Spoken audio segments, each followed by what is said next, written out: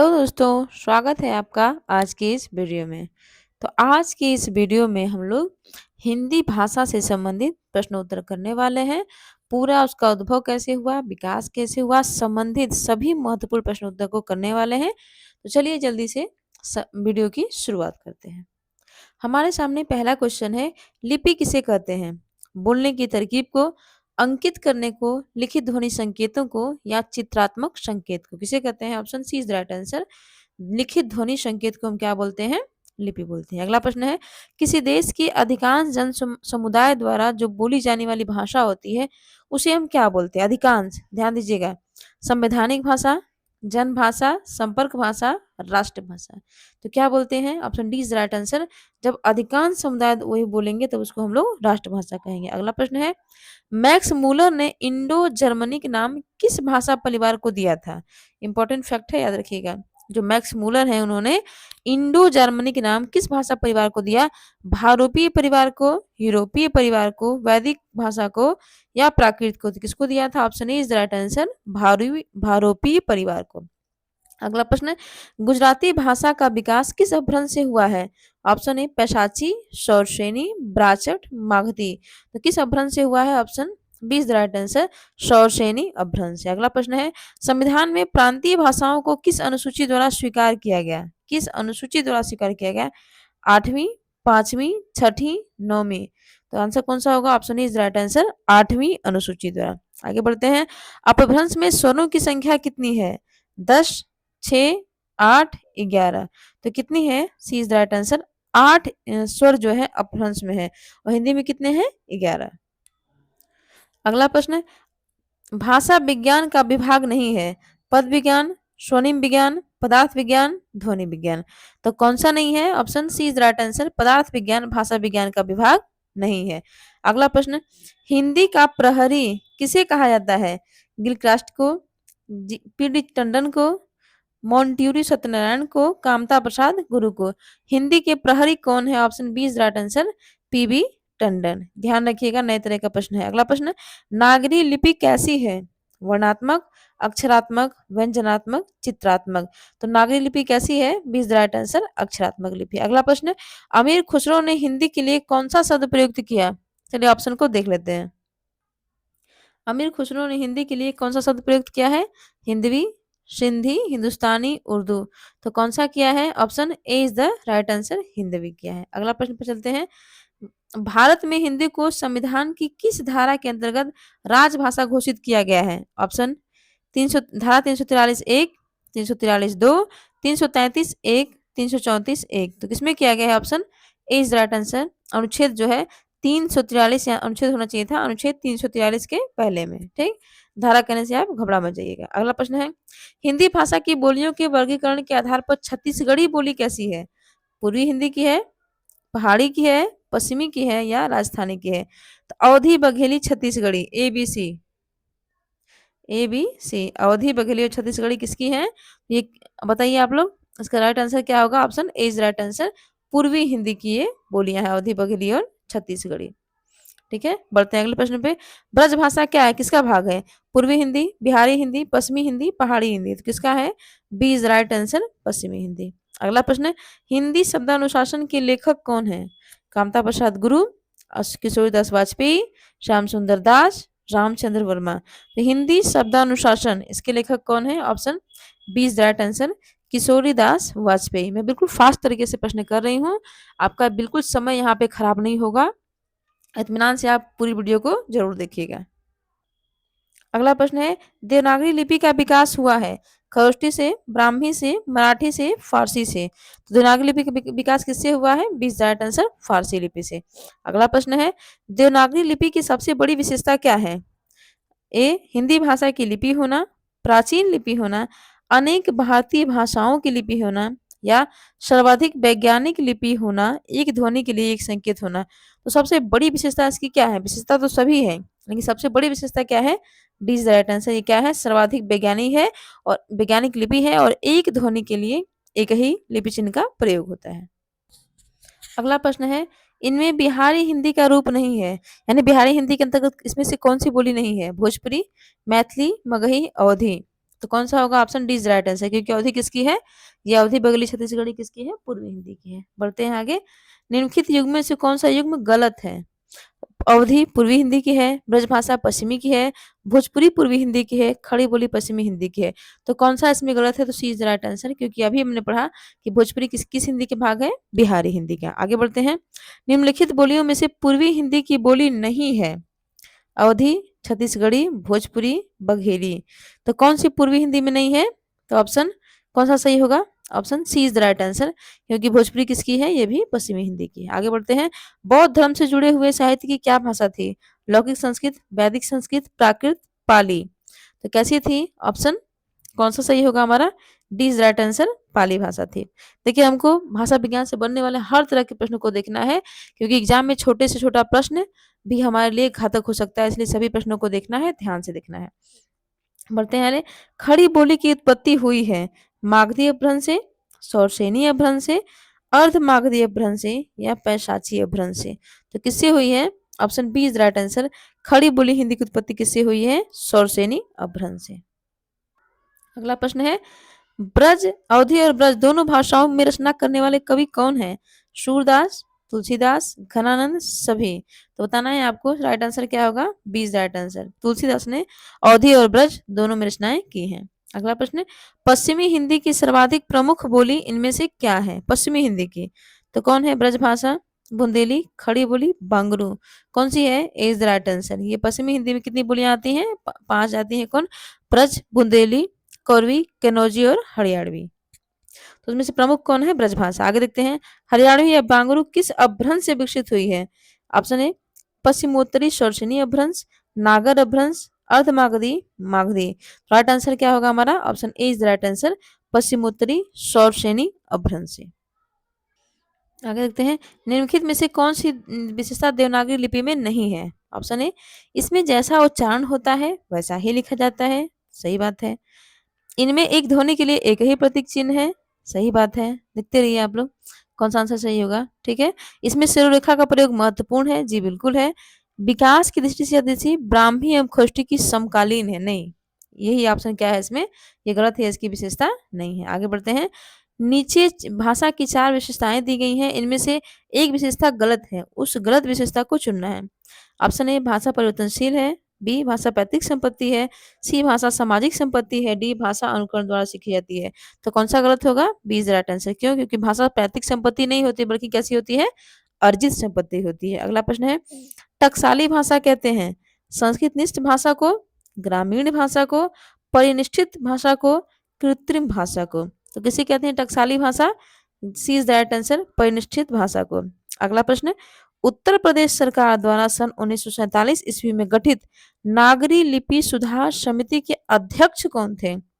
ए doctor Dhirendra Verma, B Sampurnanand, सी doctor आचार्य नरेंद्र देव, D इनमें से कोई नहीं।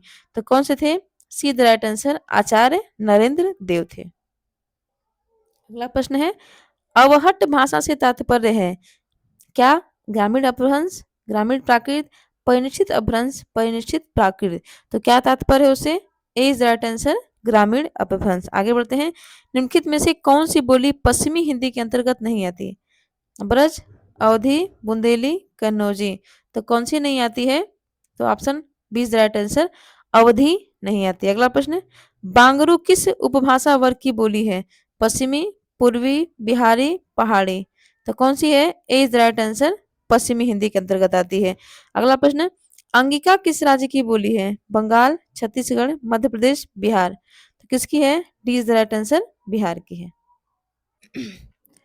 अगला प्रश्न है, कर्ता के साथ ने का प्रयोग न होना किस उपभाषा की विशेषता? यानी ऐसी कौन सी भाषा है जिसके अंतर्गत ने का प्रयोग नहीं होता है? पूर्वी हिंदी, पहाड़ी हिंदी, पश्चिमी हिंदी, राजस्थानी हिंदी। तो किसके अंतर्गत नहीं होता है? A is the right answer, Purvi Hindi के अंतर्गत ने का प्रयोग नहीं होता है। ठीक, आगे बढ़ते हैं हम लोग। किस तिथि को हिंदी को राजभाषा बनाने का निर्णय लिया गया? किस तिथि को हिंदी को राजभाषा बनाने का निर्णय लिया गया? ऑप्शन ए 15 अगस्त 1947 को, 26 जनवरी 1950 को, 14 सितंबर 1949 को या 14 सितंबर 1950 को? तो कब निर्णय लिया गया था? C is the right answer. 14 सितंबर 1949 को हिंदी को राजभाषा बनाने का निर्णय लिया गया था। अगला प्रश्न है, बघेली बोली का संबंध किस उपभाषा से है? राजस्थानी, पूर्वी हिंदी, बिहारी, पश्चिमी हिंदी? तो किसका है? B is the right answer. Purvi Hindi से ही इसका संबंध है। अगला प्रश्न है, अपभ्रंश का वाल्मीकि किसे कहा जाता है? पुष्पदंत को, धनपाल को, शालिभद्र सूरि को, स्वयंभू को? किसको कहते हैं? D is the right answer, स्वयंभू को। आगे बढ़ते हैं, हिंदी का प्रथम व्याकरण लिखने वाले विद्वान कौन है? Joshua Ketelaar, Kishoridas Vajpeyi, George Grierson, Kamta Prasad Guru? तो किसने लिखा है?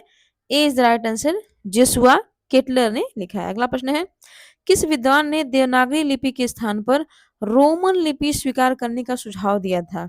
महात्मा गांधी ने, काका कालेलकर ने, सुनीति कुमार चटर्जी ने, विनोबा भावे ने? तो किसने दिया था?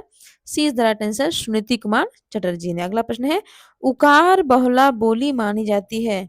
अवधी, भोजपुरी, बघेली, छत्तीसगढ़ी? तो कौन सी मानी जाती है? A is the right answer, अवधी। अगला प्रश्न, उकार बहुला बोली मानी जाती है? अवधी, भोजपुरी, बघेली, छत्तीसगढ़ी? तो कौन सी बोली उकार बहुला मानी जाती है? तो option is the right answer, Awadhi बोली। अगला प्रश्न है, भोजपुरी भोजपुरी बोली की उत्पत्ति हुई है अर्ध मागधी अपभ्रंश से, मागधी से, शौरसेनी से, ब्राह्मण अपभ्रंश से? तो किससे हुई है? B is the right answer, Magadhi Apabhramsha से। इसके अंतर्गत कौन कौन सी बोलियां आती हैं, यह भी आपको ध्यान रखना है। तो कौन कौन सी हैं? आप बिहारी, मैथिली और भोजपुरी। ठीक है, ध्यान रखिएगा। अगला प्रश्न है, मगही किस उपभाषा की बोली है? राजस्थानी हिंदी, पश्चिमी हिंदी, पूर्वी हिंदी या बिहारी? तो किसकी है Magahi? D is the right answer, Bihari Hindi की है। अगला प्रश्न है, ग्वालियर की बोली है? बुंदेली, ब्रजभाषा, खड़ी बोली, कन्नौजी? तो कौन सी बोली ग्वालियर की है? Option is the right answer, Bundeli. अगला प्रश्न है, कौन सी भाषा देवनागरी लिपि में लिखी जाती है? बंगला, पंजाबी, मराठी, गुजराती? तो कौन सी लिखी जाती है? C is the right answer. कौन सी भाषा देवनागरी लिपि में लिखी जाती है? तो ऑप्शन में से मराठी। और कौन कौन सी होती हैं? नेपाली भी, संस्कृत भी और हिंदी भी। अगला प्रश्न है, हिंदी खड़ी बोली किस अपभ्रंश से विकसित हुई? मागधी, छत्तीसगढ़ी बोली किस अपभ्रंश से विकसित हुई है? मागधी, अर्धमागधी, शौरसेनी, पैसाची? तो किससे हुई है? Option C is the right answer, Shauraseni Apabhramsha से। ठीक, अगला प्रश्न है, छत्तीसगढ़ी बोली हिंदी के किस उपभाषा वर्ग के अंतर्गत बोली जाती है? तो अवधी, बघेली, छत्तीसगढ़ी किसकी बोलियां हैं? तो B is the right answer, Purvi Hindi की ये बोलियां हैं। अगला प्रश्न है, हिंदी का पाणिनि किसे कहा जाता है? कामता प्रसाद। बहुत इंपॉर्टेंट प्रश्न है, याद, बहुत लोग इसमें गलती करते हैं। तो हिंदी का पाणिनि किसे कहते हैं? कामता प्रसाद गुरु को, रामचंद्र शुक्ल को, भोलानाथ तिवारी को, किशोरी दास वाजपेयी को? तो किसको कहते हैं? D is the right answer, Kishori Das Vajpeyi को ही हिंदी का पाणिनि कहा जाता है। किसको? किशोरी दास वाजपेयी को। ठीक है, अगला प्रश्न देखते हैं, निम्नलिखित में से भाषा की प्रमुख प्रकृति कौन सी है? बहुत इंपॉर्टेंट क्वेश्चन है ये भी, उसकी प्रकृति से प्रश्न है। तो सरलता से क्लिष्टता की ओर, जटिलता से सरलता की ओर, भावों से विचारों की ओर? तो बताइए, इसमें से ये आपका आंसर छिपा हुआ है, तो कौन सा होगा? B is right answer. भाषा की जो प्रकृति है, पहले वो कठिन लगती है, उसके बाद कहाँ से आती है? सरलता की ओर आती है। अगला प्रश्न है, सही युग्म चुनना है, बताना है कौन सी बोली किस उपभाषा वर्ग में है? तो पश्चिमी हिंदी की खड़ी बोली है, जिसको कौरवी भी कहते हैं। क्या मारवाड़ी बिहारी हिंदी की है? क्या गढ़वाली पूर्वी हिंदी की है? क्या बघेली पहाड़ी हिंदी की? तो सही युग्म कौन सा है? तो A is the right answer, पश्चिमी हिंदी की बोली कौन सी है? खड़ी बोली, बाकी सब बोलियां क्या है इसमें जो लगाया गया है वो गलत है। अगला प्रश्न है, मेवाती किस उपभाषा वर्ग की बोली है? पूर्वी हिंदी, राजस्थानी हिंदी, पहाड़ी हिंदी, बिहारी हिंदी? तो किसकी है?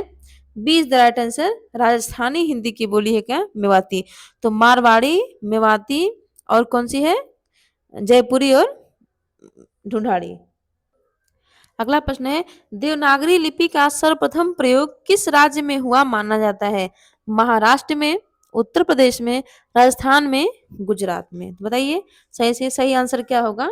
Option D is the right answer, Gujarat में माना जाता है। अगला प्रश्न है, उत्तर प्रदेश सरकार द्वारा गठित लिपि सुधार परिषद, बहुत इंपॉर्टेंट प्रश्न है, उत्तर प्रदेश सरकार द्वारा गठित लिपि सुधार परिषद की 28-29 नवंबर, कब, 28-29 नवंबर 1953 को, डेट याद रखिएगा, बैठक की अध्यक्षता किसने की थी? ऑप्शन ए तत्कालिक राष्ट्रपति डॉक्टर जाकिर हुसैन ने, या उपराष्ट्रपति सर्वपल्ली राधाकृष्णन ने, या तत्कालिक राष्ट्रपति श्री वीवी गिरी ने, या तत्कालिक उपराष्ट्रपति श्री वीडी जत्ती ने। तो किसने की थी? B is the right answer. उस समय उपराष्ट्रपति थे कौन? डॉक्टर सर्वपल्ली राधाकृष्णन। उन्होंने ही लिपि सुधार परिषद, जो कि कब, 28-29 नवंबर 1953 को हुई बैठक की अध्यक्षता की थी। अगला प्रश्न है, मैथिली भाषा का कवि इनमें से कौन है? कबीर, तुलसी, देव, विद्यापति। तो कौन है? 20 द राइट आंसर विद्यापति। इनको मैथिल कोकिल भी कहा जाता है। अगला प्रश्न है, आगरा मथुरा को किस बोली का केंद्र माना जाता है? ब्रज का, अवधी का, बुंदेली का, बांगरू का। तो किसका मानते हैं? A is the right answer, Braj का क्षेत्र है कौन? मथुरा, आगरा, ये सब इधर के क्षेत्र हैं। ठीक, अगला प्रश्न है, काव्य भाषा के पद पर कौन सी बोली सर्वाधिक समय तक प्रतिष्ठित रही? अवधी, ब्रज, खड़ी बोली, बांगरू। तो कौन सी थी? Option B is the right answer. जो ब्रज भाषा थी वो एक बोली थी, जब किसके अंदर, पश्चिमी हिंदी के अंतर्गत आती है वो आज, ठीक है, लेकिन वो सर्वाधिक समय तक काव्य भाषा के रूप में रही। कब कब रही? भक्ति काल में भी रही, आप जानते ही हैं, और रीति काल में भी प्रमुख रूप से यही भाषा रही हुई है। अगला प्रश्न है, खड़ी बोली को अन्य किस नाम से जाना जाता है? कौरवी, मेवाती, बांगरू, अवधी। तो किस नाम से जानते हैं हम? इज द राइट आंसर, कौरवी नाम से जानते हैं। अगला प्रश्न है, खड़ी बोली को कौरवी नाम किस विद्वान ने दिया? हजारी प्रसाद द्विवेदी ने, रामचंद्र शुक्ल ने, महावीर प्रसाद द्विवेदी ने, राहुल सांस्कृत्यायन ने। तो क्या होगा सही आंसर?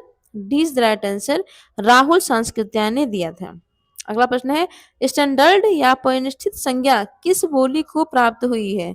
भोजपुरी को, कौरवी को, जयपुरी को, मैथिली को। तो किसको हुई है? B is the right answer, जिसे हम मानक भाषा भी कहते हैं। अगला प्रश्न है, पुष्टि मार्ग का जहाज किस कवि को कहा जाता है? नंददास को, बिहारी को, सूरदास को, तुलसीदास को। तो किसे कहा जाता है? C is the right answer, Surdas को। किसने कहा था कि पुष्टि मार्ग को जहाज जात है, जाको कुछ लेना हो ले ले? किसने कहा था? इसको ये भी आपको कमेंट बॉक्स में बताना है। अगला प्रश्न है, हिंदी साहित्य के किस युग में खड़ी बोली को काव्य भाषा का दर्जा प्राप्त हुआ था? भारतेंद्र युग, द्विवेदी युग, छायावादी युग, प्रगतिवादी युग। तो किसमें हुआ था बताना है आपको। आंसर कौन सा सही होगा हमारा? तो B is the right answer, Dwivedi युग में ही जो हिंदी खड़ी बोली थी उसको काव्य भाषा का दर्जा प्राप्त हुआ था। इससे पहले लोग कहते थे कि खड़ी बोली में काव्य भाषा की रचना नहीं की जा सकती। अगला प्रश्न है, अवधी बोली किस अपभ्रंश से विकसित हुई है? खस अपभ्रंश से, मागधी से, शौसेनी से, या अर्धमागधी अपभ्रंश से। तो किससे हुई है? D is the right answer, Awadhi Bagheli Chhattisgarhi तीनों जो है अर्धमागधी अपभ्रंश से विकसित हुई हैं। अगला प्रश्न है, भोजपुरी किस अपभ्रंश से विकसित हुई है? शौसेनी से, मागधी से, खस से, उपनागर से। तो किससे हुई है? भोजपुरी बोली किसकी है? तो ये बिहार की है, ठीक है। तो किससे इसकी उत्पत्ति हुई है? B is the right answer, Magadhi Apabhramsha से। अगला प्रश्न है, बुंदेली किस अपभ्रंश से विकसित हुई है? शौसेनी से, अर्धमागधी से, खस से, मागधी से। तो किससे हुई है? A is the right answer, शौसेनी से, क्योंकि बुंदेली किसकी है? पश्चिमी हिंदी की बोली है। अगला प्रश्न है, कन्नौजी बोली किस अपभ्रंश से विकसित हुई है? मागधी, खस, उपनागर, शौसेनी अपभ्रंश। तो कन्नौजी भी किससे हुई है बताना है आपको। तो डी इज राइट आंसर, शौसेनी अपभ्रंश, क्योंकि ये भी पश्चिमी हिंदी की बोली है। अगला प्रश्न है, इनमें से कौन सी भाषा द्रविड़ परिवार की नहीं है? इंपॉर्टेंट प्रश्न है, याद रखिएगा। मराठी, कन्नड़, द्रविड़, मलयालम। तो कौन सी बोली है इसमें जो द्रविड़ परिवार की नहीं है? तो A is the right answer, Marathi जो है वो द्रविड़ परिवार की बोली नहीं है। अगला प्रश्न, भाषा आयोग का गठन कब किया गया? 1955 ईस्वी में, 1965 ईस्वी में, 1970 ईस्वी में, या 1980 ईस्वी में। तो कब किया गया था? ए इज राइट आंसर, 7 जून 1955 को राजभाषा आयोग का गठन किया गया। अगला प्रश्न है, सरकारी कामकाज की भाषा को संविधान द्वारा स्वीकृति प्राप्त होती है, क्या कही जाती है? राजभाषा, राष्ट्रभाषा, मातृभाषा, देसी भाषा। तो क्या कही जाती है? तो कौन सा आंसर सही होगा? ए इज राइट आंसर। उसे हम राजभाषा कहते हैं। अगला प्रश्न है, इनमें से देवनागरी लिपि का प्रयोग किस भाषा के लिए नहीं होता? यानी किसकी लिपि इसमें देवनागरी नहीं है? मराठी, संस्कृत, तमिल, हिंदी। तो किसकी नहीं है? C is the right answer. Tamil भाषा की लिपि देवनागरी नहीं है, बाकी हिंदी, संस्कृत, मराठी, नेपाली की लिपि क्या है? देवनागरी ही है। अगला प्रश्न, कौन सी भाषा सबसे अधिक पुरानी है? पाली, लौकिक संस्कृत, अपभ्रंश, वैदिक संस्कृत। तो कौन सी है? D is the right answer, क्योंकि भाषा विकास के क्रम में सबसे पहले क्या आता है? वैदिक संस्कृत, यही सबसे पुरानी भाषा है। अगला प्रश्न है, हिंदी किस प्रांत की राजभाषा नहीं है? उत्तराखंड, मध्य प्रदेश, छत्तीसगढ़, पंजाब। तो किसकी नहीं है बताना है आपको। तो D is the right answer, Punjab प्रांत की राजभाषा हिंदी नहीं है। अगला प्रश्न है, इनमें से कौन सी भाषा बोलने वालों की संख्या सर्वाधिक है? पंजाबी, तेलुगु, तमिल, हिंदी। तो इसमें जो चारों भाषाएं दी गई, इनमें से कौन सी भाषा सबसे अधिक बोली जाती है? तो D is the right answer, Hindi. अगला प्रश्न है, बौद्ध धर्म का संबंध किस भाषा से है? संस्कृत, पाली, प्राकृत, शौर्षणीय अपभ्रंश। तो किससे है? तो B is the right answer, Pali भाषा से। अगला प्रश्न है, हिंदी का सर्वाधिक विरोध किस प्रांत के लोग करते हैं? बंगाल, पंजाब, तमिलनाडु, आंध्र प्रदेश। तो कहाँ के करते हैं? See the right answer, Tamil Nadu. अगला प्रश्न, अधिकतर भारतीय भाषाओं का विकास किस लिपि से हुआ? ये बताना है आपको। ब्राह्मी लिपि, शारदा लिपि, देवनागरी, खरोष्ठी। तो किससे हुआ है? Option is right answer, Brahmi लिपि से। अगला प्रश्न, हिंदी संविधान में हिंदी को कौन सा दर्जा मिला है? राजभाषा का, राष्ट्रभाषा का, दोनों का, इनमें से कोई नहीं। तो कौन सा है? Option A is right answer, राजभाषा। अनुच्छेद 343 भाग 1, ठीक है, अनुच्छेद 343 के 1 में है। और संविधान की भाग कौन सा है? तो भाग 17 है। अगला प्रश्न, हिंदी भाषा किस परिवार की भाषा है? भारोपी है, इंडोचीन है, द्रविड़ है, आस्ट्रिक है। तो कौन सी है? A is the right answer, भारोपी परिवार की। अगला प्रश्न है, देवनागरी लिपि किस प्रकार की है? किलात्मक है, अक्षरात्मक है, ध्वन्यात्मक है, संकेतात्मक है। तो कैसी है? B is the right answer, अक्षरात्मक है। अगला प्रश्न, प्राकृत के सबसे प्राचीन वैयाकरण कौन है? हेमचंद, उमापति, भरत मुनि, वररुचि। तो कौन से हैं? D is the right answer, Vararuchi. अगला प्रश्न, हिंदी की आदि जननी किसे कहा गया है? संस्कृत को, तमिल को, तेलुगु को, अपभ्रंश को। तो किसे कहते हैं? A is the right answer, Sanskrit को। अगला प्रश्न, पहला विश्व हिंदी सम्मेलन कहाँ हुआ था? लंदन में, नागपुर में, मॉरिशस में, नई दिल्ली में। तो कहाँ हुआ था? B is the right answer, Nagpur में। अगला प्रश्न है, साहित्य अकादमी की स्थापना किस वर्ष हुई? 1954 ईस्वी, 1955 ईस्वी, 1947, 1962 ईस्वी। कब हुई थी? तो option A is the right answer, साहित्य अकादमी की स्थापना 1954 ईस्वी में हुई थी। तो चलिए, आज की वीडियो में हमने कुल 80 प्रश्न देखे। अब इससे आगे के प्रश्न मैं आपको पार्ट 2 लेकर आऊंगी। तो चलिए जल्दी से इस वीडियो को समाप्त करते हैं। वीडियो देखने के लिए धन्यवाद। प्लीज चैनल को लाइक करें, शेयर करें और सब्सक्राइब करें।